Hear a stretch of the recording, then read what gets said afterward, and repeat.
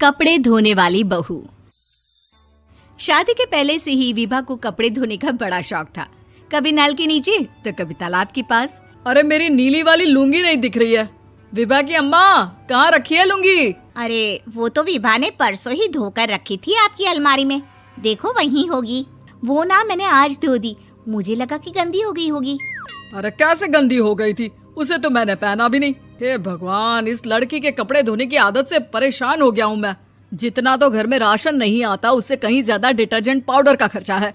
इसकी शादी करवा दो, शादी जाए अपने घर में ही करे काम, फिर चाहे घर के कपड़े धोने हो या पूरे गांव के। हाँ ठीक बोल रही हूँ, देखता हूँ मैं कोई लड़का। वो दिन भी आ जाता है जब विभा को देखने लड़के वाले आ जाते हैं। लड़की मुझे अच्छी लगी। होने वाली सास कहती है, बेटी अगर कुछ पूछना है तो पूछ लो। वैसे तो हमारी लड़की बहुत ही शर्मीली है, जो बोल दो वो मान लेती है, इसे क्या पूछना होगा। अरे कैसी बात कर रही हो माँ, मुझे इन लोगों के घर रहना है, सवाल तो कई है। हाँ हाँ बेटा, पूछ लो ना, क्या पूछना है। आप लोगों के घर कपड़े कौन धोता है? सास का मुंह बन जाता है। देखो, अगर तुम ये कहना चाहती हो कि तुम्हें कपड़े धोने नहीं आते तो सुन लो, कपड़े मैं ही धोती हूँ, लेकिन तुम्हारे आ जाने के बाद मैं रुमाल तक नहीं धोऊंगी। अरे चुप रहना भाग्यवान, बहू बेचारी घर आई नहीं, उसे डराना शुरू कर दिया। वो क्या है ना बिटिया, अभी तक तो ये कल्लू की माँ ही धोती थी, लेकिन अब तुम्हारे पापा तो दहेज में वॉशिंग मशीन देंगे ही।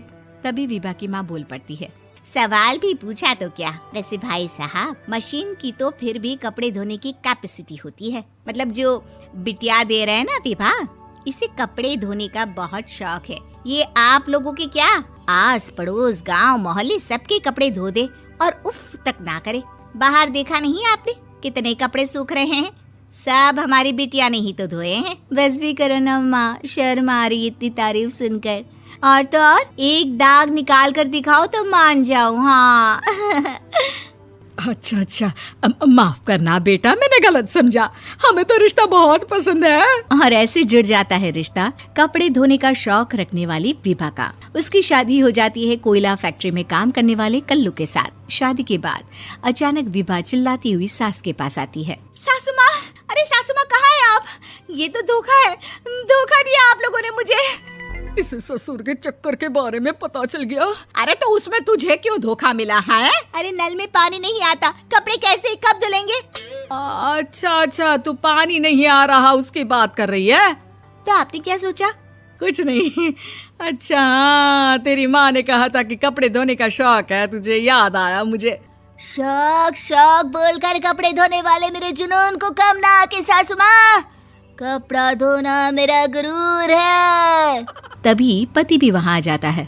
अभी मैंने इसे सनी देओल की फिल्म दिखाई है, उसी के डायलॉग मार रही है माँ। अच्छा सुन, साफ साफ बता रही हूँ, पानी सुबह 4 से 6 और शाम को 10 से 12 आता है, समझी?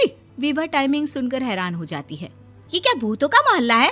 सुबह 4 बजे उठकर कौन कपड़े धोता है? 4 बजे टंकी में पानी जाता है, फिर सारा दिन धोना ना, किसने मना किया? अरे कैसी बात कर रही हैं? 200 लीटर की टंकी में कितने कपड़े धो लूंगी मैं? सुबह ही उठ जाऊंगी मैं। अब क्या था, विभा सुबह 4 से लेकर रात के 12 बजे तक कपड़े ही धोती रहती। एक रोज सास पड़ोस से निकलकर कहीं जा रही होती है कि साथ वाली कहती है, हाँ कल्लू की माँ, जरा ये बताओ कि 2 साड़ी है, 2 ब्लाउज और एक पेटीकोट और एक नाड़े वाला लंबा कच्छा। हाँ तो? अरे तो क्या, कितना लोगी धुलाई ये बताओ। धोबन दिख रहे हैं हम क्या? हमारे पति सरकारी नौकरी से अभी रिटायर हुए हैं और बेटा सुपरवाइजर है कोयला फैक्ट्री में। धोबन समझ रखा है हमें? हाय रे कल्लू की अम्मा, माफ कर दो, वो तो मोहल्ले में यही सब बता रहे थे कि तुमने बहू को कपड़ा धुलवाने के काम में लगा दिया है। सास को पड़ोसन की बात सुनकर गुस्सा आ जाता है। वो घर पहुंचती है जहां घर के बाहर ही इतने सारे कपड़े सूख रहे होते हैं जितने कि किसी धोबन के घर पर। अरे ओ कल्लू की दुल्हन, बाहर निकल। माँ जी यहीं आ जाओ, बाथरूम में चादर धो रहे हैं हम। अरे अभी हम धोते हैं, तुमको बाहर निकलो। ये आस पड़ोस वाले बोल रहे हैं कि हम बहू से कपड़े धुलवा कर उसे कपड़ा धोने वाली बना दिए हैं। अरे छोड़ो ना माँ जी, किन लोगों की बातों में आती हो? आस पास के लोगों का तो काम ही होता है कि वो किसी तरह सास बहू को लड़ा दे। बहू सारे घर के कपड़े धोती है, ये क्या कम है? बोलिए। सास को भी लग जाता है कि वो बहू का ये सनकीपन नहीं छुड़वा सकती, इससे अच्छा है कि खुद ही चुप हो जाए। एक रोज सास और बहू मंदिर जाते हैं, जहाँ सास की साड़ी वहाँ खड़ी भीख मांगने वाली से मिलती है। माँ जी क्या बात है, आपकी साड़ी उस भिखारन से कितनी मिल रही है ना? हाँ हाँ देखो तो, दोनों की साड़ी मिल रही है। क्या बात है कल्लू की अम्मा, तुम खुद को तो अफसर की बीवी बताती हो और ऐसी सिंपल सी प्लेन साड़ी पहनकर घूमती हो। सिंपल और प्लेन नहीं है ये साड़ी। तो क्या सोने के धागे से फूल बने हैं? कुछ भी सासू माँ, कुछ भी। हाँ बने थे इस साड़ी में सोने के धागे से फूल। मेरे पति लेकर आए थे मद्रास से स्पेशली मेरे लिए 10,000 की। ताहे भाई साहब इस भिखारन के लिए भी सेम टू सेम साड़ी लेकर आए होंगे 10,000 की।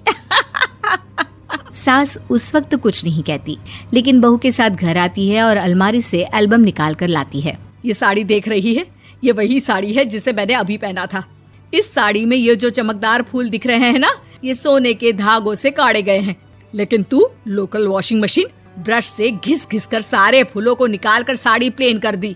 मुझे माफ कर दीजिए सासू माँ। और तो और, जब मैंने तुझे तेरी गलती के लिए कुछ नहीं कहा, लेकिन तूने तो सबके सामने मेरा मजाक ही बना दिया। क्यों? बहू को समझ में आ जाता है कि अब से उसका कपड़े धोना बंद।